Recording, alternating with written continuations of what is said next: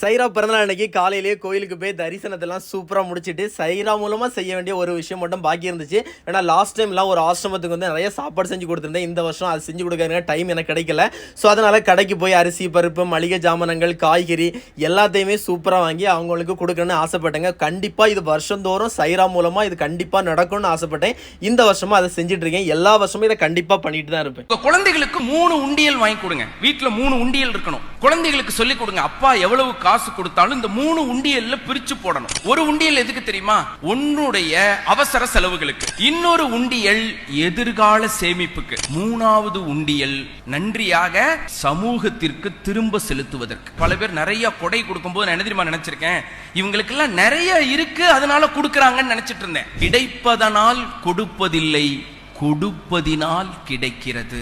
எவ்வளவுக்கு எவ்வளவு கொடுக்கறீங்களோ அவ்வளவுக்கு அவ்வளவு கிடைக்கும். அப்ப உங்க குழந்தைகளுக்கு கொடுக்க கத்து கொடுங்க.